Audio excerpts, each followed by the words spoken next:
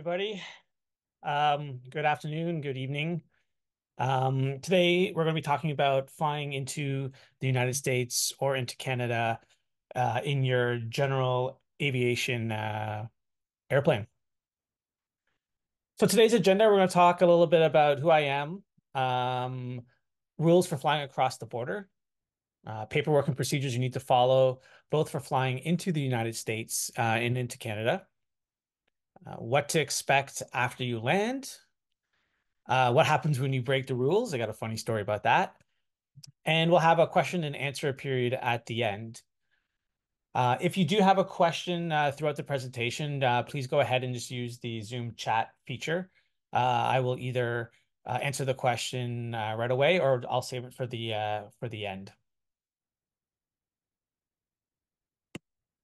A little bit about myself. I'm a Canadian who flies a Piper Cherokee 6 named Plain Jane.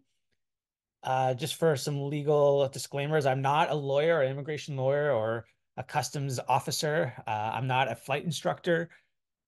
Everything that this presentation is based on is just based on my experiences and learnings in dealing with transborder flights. If you have any questions or want to get in touch with me after the presentation, my email address is on the screen. As well, I will be publishing a video of this presentation to YouTube early next week, and the links to that will be sent out to you directly via the same email address that I used for the meeting invite. But I'll also be posting it on my blog, and the website address is on the screen as well. All right, so let's get into the nitty-gritty of things. Let's talk about the rules for crossing the Canadian and US border. So the CBP in the United States requires everyone to pay a yearly fee of $35. And this is the case for both foreign and non-foreign pilots, so both Canadian and US pilots, or rather their aircraft. The sticker is valid for 1 year, and you need to place it near the aircraft door or entrance where you normally enter or exit the aircraft. This number is important because, as you'll see later on in the presentation, when you go to file your eAPIS request or manifest, as they call it, to the CBP, they'll be asking for this sticker number. So this essentially tells them that, yep, you paid your $35 for the year, sticker is valid, and I believe this is how they recoup some of the costs in dealing with people meeting you at your aircraft, all the paperwork that needs to be filed and whatnot. So it's a pretty cheap price. And like I said, it's good for a year. There is no requirement for this on the Canadian side. So Canadian Customs and Border Services doesn't ask you for a yearly fee. So this is just for entering into the United States. Now, of course, if you are an American citizen and you want to fly your plane back into the United States, you still need this sticker, of course. So that's, I guess, step zero when you're deciding on flying across the border. The rules are pretty straightforward. CAR 60273 says that no pilot in command shall, unless a flight plan has been filed, operate an aircraft between Canada and a foreign state. So this is the Canadian rule for this law. The United States has a similar one as well. And if we go a little bit deeper into that, air traffic services must not accept flight itineraries, composite flight plans. So those are composite VFR and IFR flight plans in one, or controlled VFR flight plans for flights between Canada and the United States. So in other words, you need to file a VFR or IFR flight plan to land into the United States or Canada. And of course, failure to do so may subject the pilots to a penalty.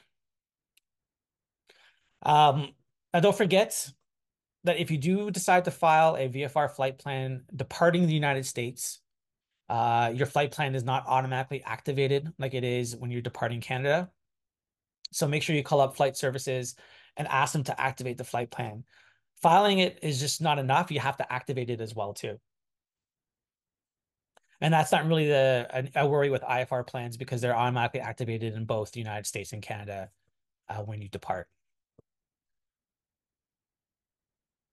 I did some quick back of the napkin calculations, and I took a look at the number of CATO reports that uh, are people who did not file or activate transborder flight plans going into or out of Canada. For my American viewers, a CATO report is kind of like your FAA or sorry, your NASA self-reporting system, except this isn't self-reported. This is a system that Transport Canada uses to keep track of incidences and accidents. So on average, roughly around 250 to 300 aircraft per year forget to either file or activate their flight plans when crossing the border.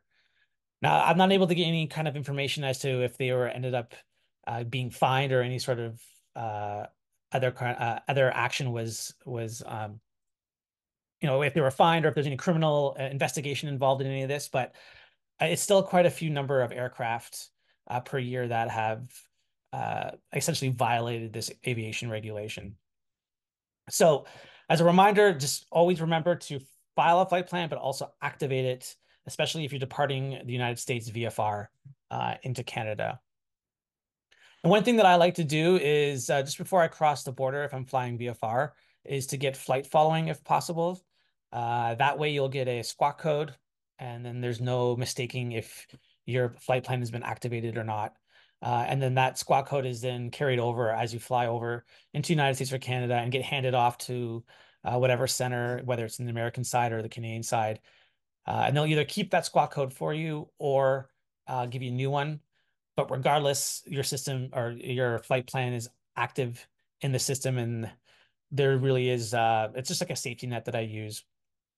Now, if flight following is not available, one thing that you could do is call up um, your local center over the phone before you depart and let them know that you're going to be flying into the United States or Canada and see if they will give you a squawk code. In most cases, they'll do that as well. So when you decide, oh, question from Justin, can you activate it in the air for a VFR flight plan? Yeah, that's what I do. So when I'm flying from the United States into Canada, I'll usually depart, and then I'll call up the flight service center and say, hey, I want a transborder flight plan. I'd like to activate it, please. And they're like, yep, sure, no problem. And they'll go ahead and do that. And of course, in Canada, your flight plan is automatically activated on your estimated time of departure, whether it's VFR or IFR. And I'm just going through the questions. Yeah, cool. All right. So clearing customs. So there's essentially two different schools of thought when you decide where you want to clear customs from. Either the nearest port of entry, so whether that's going into the United States or Canada, so the airport closest to the physical border, or at your destination. So one of the pros of the nearest port of entry way of clearing customs is that you have already essentially cleared all immigration and customs requirements as soon as you land or as soon as you fly into the foreign country. And then that way, as you continue on your flight into Canada or the United States, if you have to make a forced landing or if you have to stop because your passenger has to go to the bathroom or something like that, you don't have to worry about clearing customs. Now, one of the downsides to that is that you will have a longer flight time because you have to make an intermediary stop, take care of all the paperwork, and then fly to your destination. On the other hand, if you decide to clear customs at your destination, then there's no need for you to land before you get there. And so you have a shorter flight time as you're essentially just going direct to your destination. Um, if your destination airport may not be an airport of entry, and I have this is messed up here. So if you have to land before your destination, it complicates things as you have not cleared customs and immigration first. So this should actually be a con, not a pro. I'll have to fix that. Um, so my personal my what I usually do is I like to clear at the nearest port of entry. This gives me peace of mind. If I have to divert after I enter the United States, for example, I can do so and not have to worry about diverting to an airport of entry that has customs facilities. Yeah, and Justin, I'll be talking about CANPASS in a moment. So let's take example, this particular flight departing my home airport near Toronto, and I'm flying to KPEO. Now, KPEO is an airport of entry, but so is Buffalo, KBUF. So, what would happen if I was en route to this airport and I had to essentially divert, or if I had an engine failure? Um, you know, should I have cleared at customs at Buffalo first? And then, well, I mean, you can't really predict when your engine's going to fail. So, it could have happened before you get to Buffalo. But some of the things you have to think about are, should I clear it as quickly as possible or at my destination? Now, the good news is that if you do have to make a forced landing um, before clearing customs, it's not that big of a deal. So 19 CFR, or sorry, 122.35 says that in the United States, if you do have to make an emergency or forced landing, you just need to essentially call customer service as soon as possible. They know that stuff happens, and they're not going to be super angry at you if you had to do an emergency landing. But so long as you report to them as soon as possible. That should be, essentially the second thing you do after exiting the aircraft if it's an emergency. And let them know that, hey, I landed here, I had an emergency. Um, I haven't cleared customs yet. Let me know what to do. And the same thing is true for forced landing in Canada. So again, it's, if due to weather conditions or any other emergency circumstances, the aircraft has to land at a place not designated as an airport of entry or in a farmer's field, for example. You have essentially two options. Either call the CVSA, or I'm sure local officials will let you know the number for the RCMP, and they can deal with any sort of customs and immigration related activities due to the forced landing. So, in other words, it just adds a little bit of paperwork if you do have to make an emergency landing and you haven't cleared customs yet. Okay, so we're going to talk about flying to the United States first, and then we'll do the reverse and talk about what you need to do to clear customs in Canada. So, as I mentioned before, you have to pick an airport of entry. So, an airport of entry is an airport that has customs facilities available to clear you through immigration.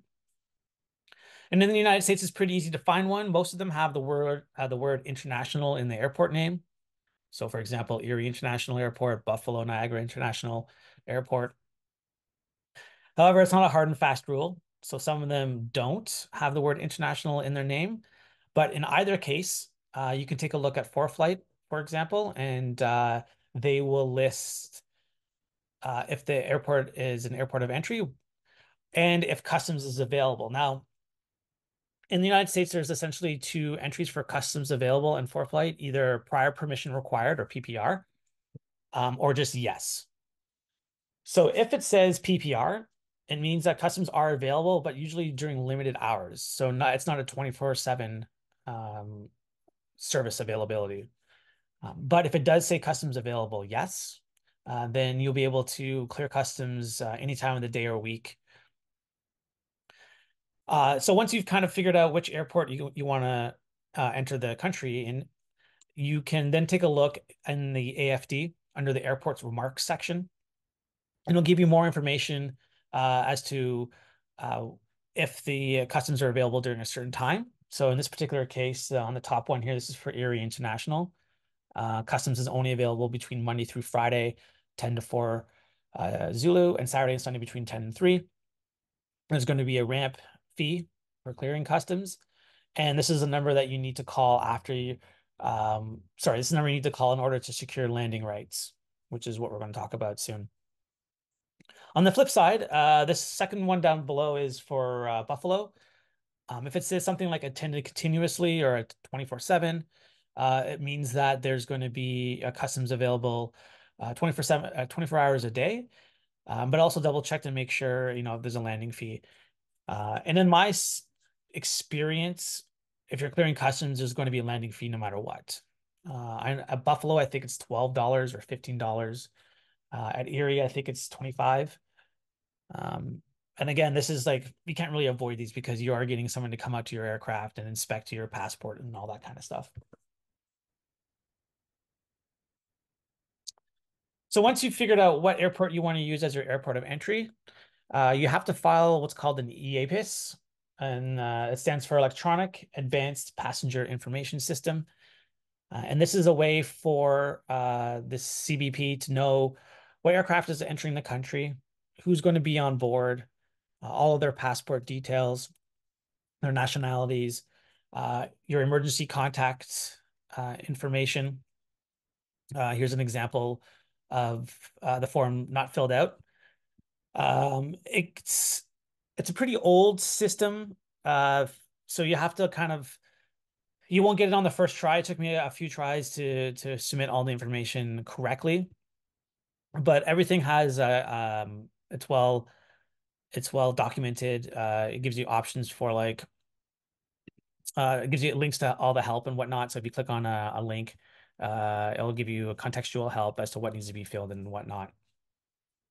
Now, one of the questions that I get a lot is what should I put in this field here that says estimated time and location of crossing the US border or coastline? So if you are flying into the United States and you're not clearing customs at the airport closest to the border, what I do is I just put in that particular airport. So in the example that I shown earlier, if I was going to clear customs in Pennsylvania, I would just put K-Bus, so Buffalo, and the ETA as to when I was going to overfly that airport. So they just kind of want to know when you're going to be in American airspace. And again, it's estimated time. It's not a big deal if you're off by 10 or 15 minutes. Just it gives them an idea of when to expect you or when ATS, air traffic services, expect you to enter into the United States.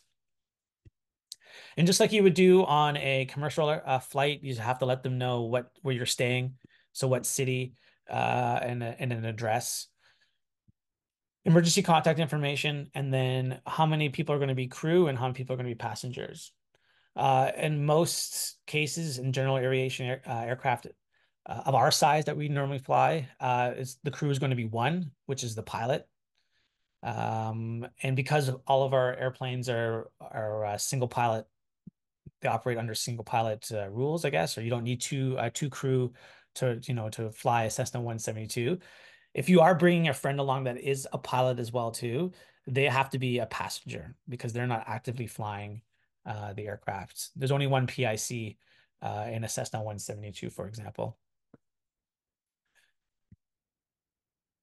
On the next screens, I didn't want to go fill this all out because didn't want to accidentally submit an eAPIS manifest. But on the next screen, it'll ask you for each individual crew's details. So passport number, your pilot certificate or your pilot's number, as well as all the details for your passengers as well too. So their nationality, the passport number, expiry date, all of that kind of stuff.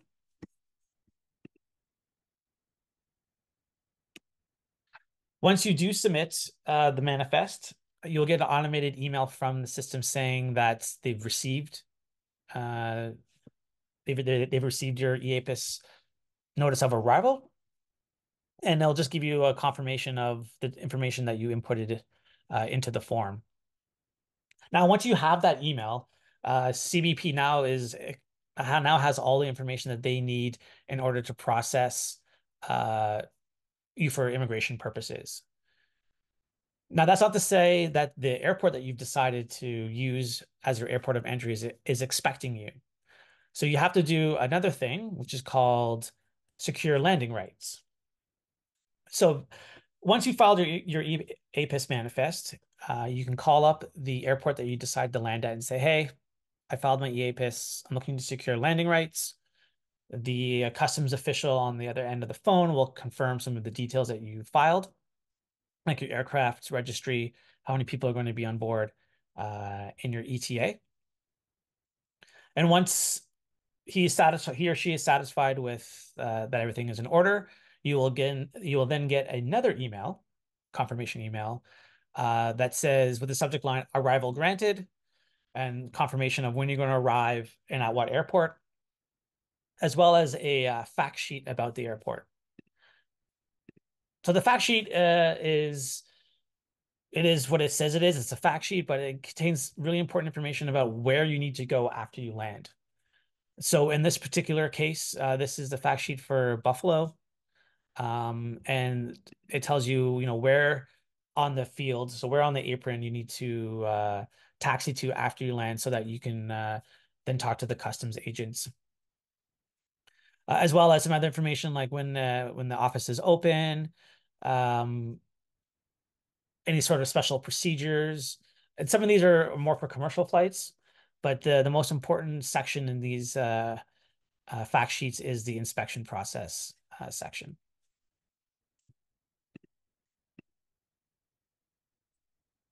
So once you get that arrival granted, or once you've secured landing rights, then you are good to go and land into the United States. Now, flying into Canada is a little bit less involved than flying into the US. You still have to pick an airport of entry. So you can use ForeFlight again with that, looking for the airport of entry yes field for that particular airport. Or you can use the CBSA website. Once you've picked your airport of entry in Canada, you'll want to take a look at the CFS. So the CFS is the Canadian version of the AFD. And there's a custom section for the airport. And it's going to say something along the lines of AOE slash and a number. This number is the maximum number of passengers you're allowed to have on your aircraft when you are clearing customs at the airport. So, for example, this one's for the Island Airport in Toronto. They'll service aircraft with up to 90 passengers between these hours. So usually on the smaller airports, you'll see something like AOE slash 15 or AOE slash 30. So unless you're flying a large aircraft, you don't normally have to worry about running into passenger size limits.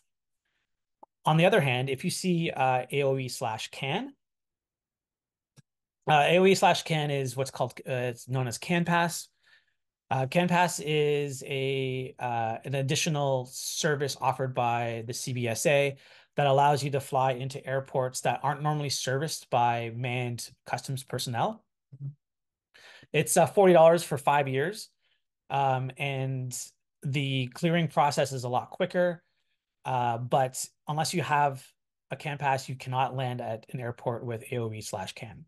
So just keep that in mind when you're flying into Canada. So there's no forms you need to fill out online. Once you've picked your airport of entry and you know your ETA as to when you're going to land there, you just got to call the CBSA on this 1-800 number. And if that 1-800 number is not available, there's a non-toll-free number that you can use. And this can be done between 2 to 48 hours before your ETA. And then everything is done over the phone. So here, the customs agent will be asking you for your passport details, what airport you're departing from in the United States, what airport you're arriving to in Canada, how many people you have on board, all of their details. One thing to keep in mind is that I've experienced quite long wait times, especially during the summer months, on the weekends too. So I've waited 20, 30 minutes before getting an agent. So if you're cutting it close and you want to file 2 hours before your ETA, make sure you anticipate a long wait time before that, especially in the summertime. Oh, one thing I wanted to mention about CANPASS is that all everyone on the aircraft, so crew and passengers, have to have a CANPASS if you want to use an airport of entry that is a CANPASS entry. So it can't just be the pilot. All of the passengers and all crew have to have a CANPASS membership in order to use a CANPASS airport.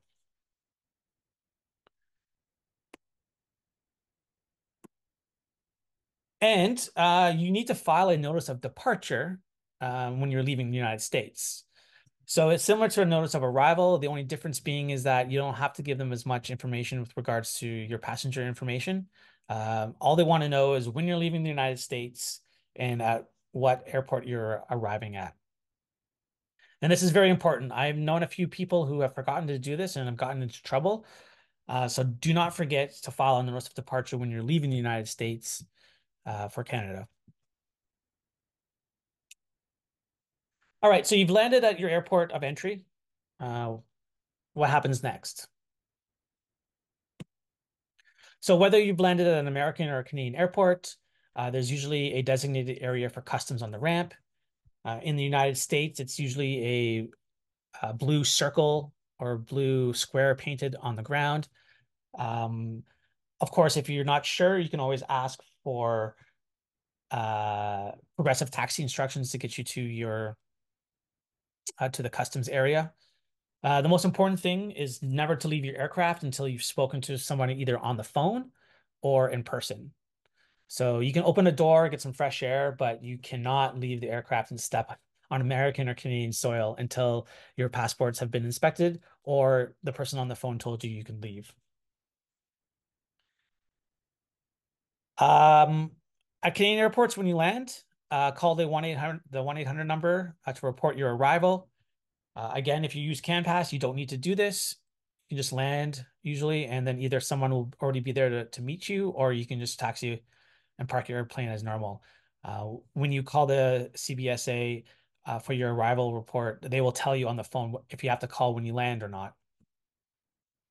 Um, and on American airports, a custom agent will always meet your aircraft. I've never had one never meet me.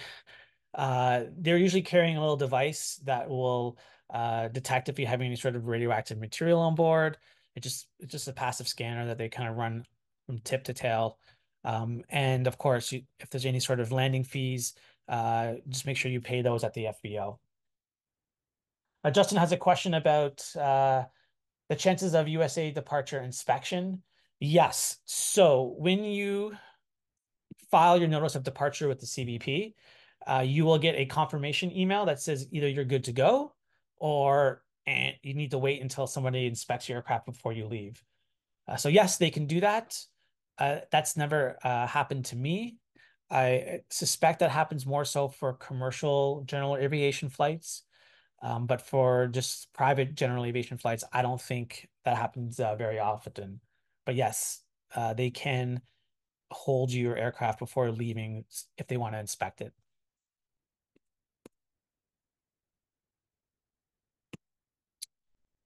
Okay, so just to summarize here, if you are departing the United States, make sure you file a notice of departure or eAPIS no later than 60 minutes before your estimated time of departure. If you are arriving into the United States, make sure you file your notice of arrival or eAPIS no later than 60 minutes before your estimated time of arrival, and make sure you obtain landing rights at the airport that you are landing at. Or if you're departing Canada, you don't need to do anything. You can just take off. But if you are arriving into Canada, make sure you notify the CBSA over the telephone anywhere between 2 to 48 hours after your or before your estimated time of arrival. Yes. So there is no reason to file a full day in advance. That's what I normally do. So I usually file the night before, check the weather, make sure the flight is still a go, then call the CBSA or call or log on to the eAPIS website and file all the paperwork the night before. And then the morning of or the day of, I will call the airport of arrival in the United States to get landing rights and let them know that's, what time I'm going to be arriving, update any sort of ETAs as required. But one thing I do want to mention though is that your landing rights are only valid plus or minus 30 minutes after you've told them that you're going to be arriving. So just keep that in mind. Uh, if you're there early, that's kind of a better situation than if you're there late, especially if you're arriving either at the start or at the end of when customs services are available. The customs people won't stick around at the end of the day if you're more than 30 minutes late. One thing I also want to mention is that all passengers and crew must still abide by any sort of visa requirements or electronic travel authorization requirements when you're entering Canada or the United States. So if you have non-American or Canadian citizens on board, make sure they have the proper visas to enter either Canada or the United States. As the pilot in command, you are still responsible for all the immigration tasks that are involved around flying your airplane into a foreign country. So make sure you have all your paperwork in order before you leave. All right. So what happens when you break the rules? I had a fellow aviator who forgot to file a notice of departure when leaving the United States and going into Canada. And a couple days later, he received a kind of nasty email from the CBP. So before we get into that, I just want to remind everybody that it's a federal offense if you don't file a flight plan when crossing the United States or Canadian border for the purposes of landing. So that means you are totally fine for overflying the United States or Canada if you're flying from one point to the other within the same country. But if you need to kind of skirt through Canadian or American airspace, that's fine. You can do that without a flight plan. Um, but if you are landing in the United States or Canada, you must have a flight plan and an active flight plan at that.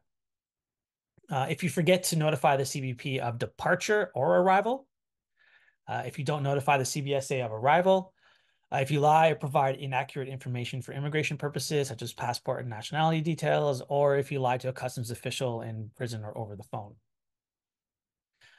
So like I mentioned earlier, this particular pilot forgot to file a notice of departure when leaving the United States. And a couple of days later, he got this email. Essentially gives him the details of the aircraft registration, what date he left the United States on, which airport he left from, and kindly reminded him that we they have detected a suspected non-compliance of this law, and the first time offense is $5,000 for a failure to submit a departure eAPIS manifest. Now, the email then goes on to how to essentially what the next steps are.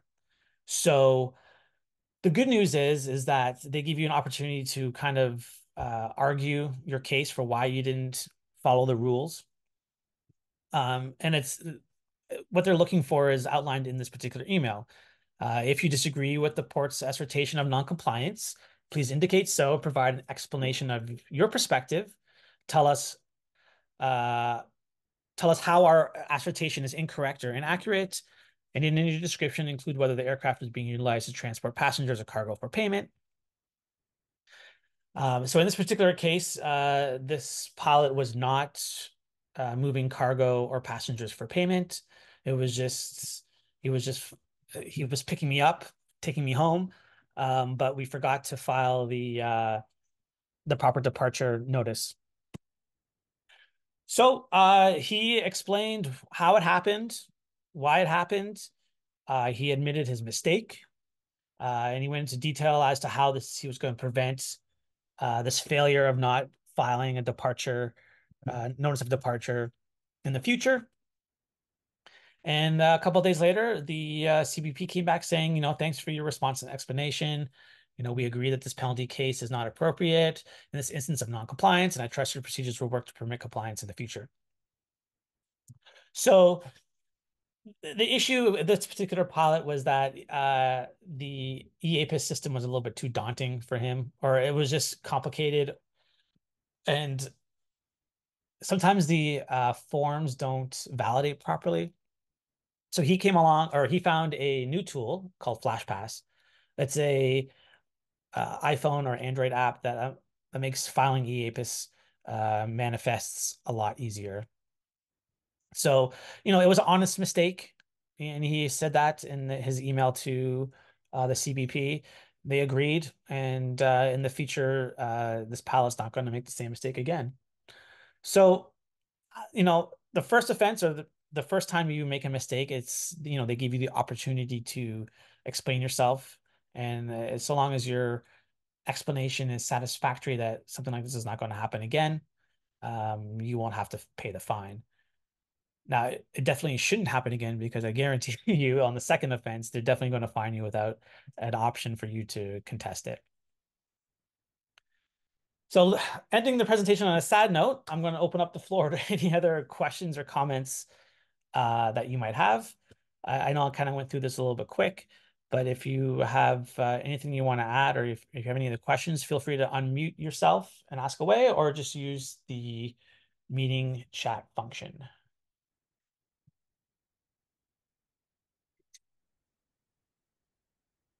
I would love to hear your comments about going into PCW, Papa Charlie Whiskey, which is just over in Erie, because that was actually one trip we were looking at. It's listed as customs landing rights. It's listed as 24-hour customs. Yep. It says customs available 24 hours a day, 7 days a week. You have to request must be made prior by calling a local office number. Yep. So those are the landing rates I was talking to you that I was mentioning. So um, it sucks that they use different terminology in different places. But essentially, what you can do is the key thing here is that you have to file your eAPIS before you talk to the airport because otherwise they'll have no idea who you are or what you're talking about. So if you file your eAPIS manifest first and then call the number and then let them know that, hey, I'm arriving, and don't be intimidated by these people because they're it can be crusty sometimes, but they don't want they don't want to make their lives any harder than it already is. So they'll answer any questions that you have. You can let them know this is your first time arriving at the airport. You don't know where to go. They'll either say they'll either give you instructions over the phone or they'll say it's all in the fact sheet. Um, you can ask them what the landing fees are.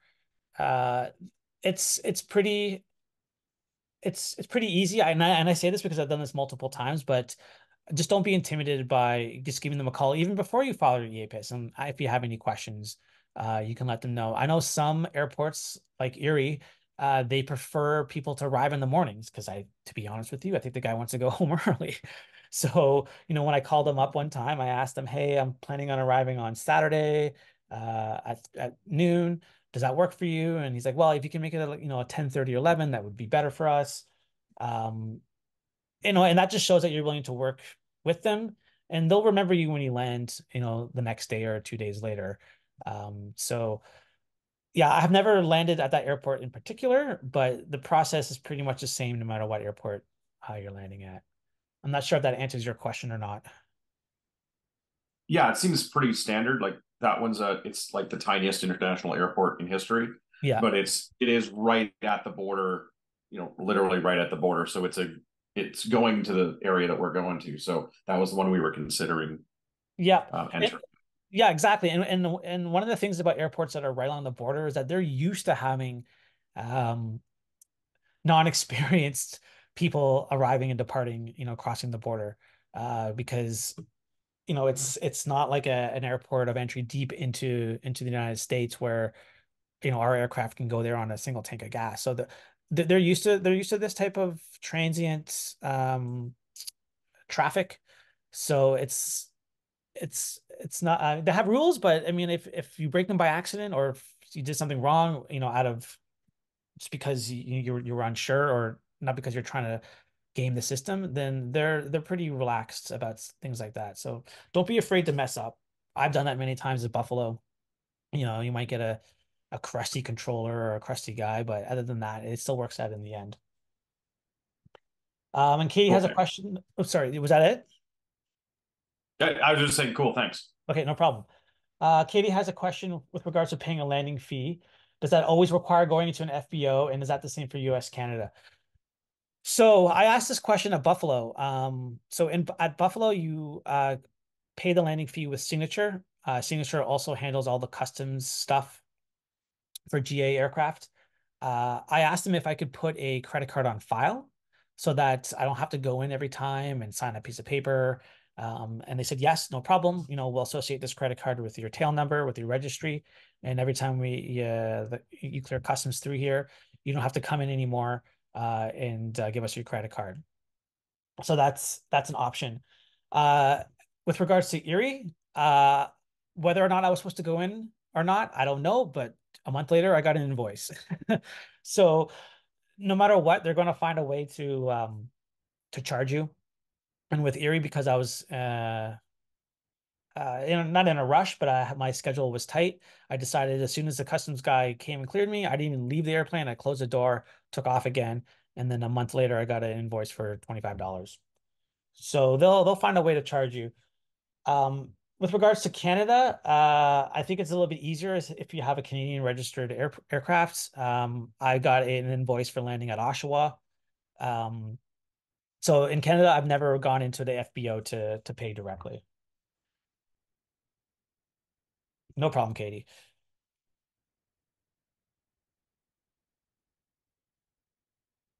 All right. If there is nothing else, I just want to thank everyone for coming tonight.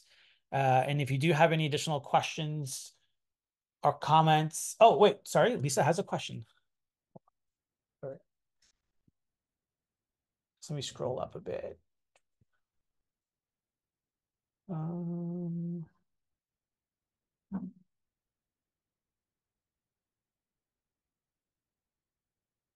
hey, Lisa, can you just retype your question? Do you need to keep the old CBP sticker on your plane? And if not, how do you get it off without demolishing your paint? That sounds like a question Steve would ask, just for the record. I love that because I hate it when people have all their CBP stickers on. Um, it's such a pet peeve of mine. So there's two things that you can do. So I'm pretty sure this is the case, but if you, let's say, for example, it's 2014 and you purchase a 2015 sticker, what I normally do, or what I think is the case, is that the 2015 sticker is valid from January 1st, 2015 to December 31st. So first of all, you don't need to put it on until January 1st. So there's no need to have both of them there unless unless you're flying back and forth between the States over New Year's. There's no reason for you to have them all there. I think people put them up there as a badge of honor sometimes. Uh, but what I do, I just put the new sticker over the old sticker. And I don't even try to remove the old sticker. But I think there is a way to remove them using, maybe acetone or soap and water or some sort of solvent. You don't want to ruin your windows, but I just put my sticker over the old one. But yeah, I'm not a big fan of having, eight, nine, 10 stickers every year in a line, slowly filling up my passenger window. So yeah, the only rule is that it has to be there for the year that you're going to be entering into the United States. That's all. Awesome. All right. Thank you very much, everybody. And again, if you have any questions or comments, feel free to email me, and I'll be sending out the link to this presentation on YouTube early next week. Have a good night, everybody.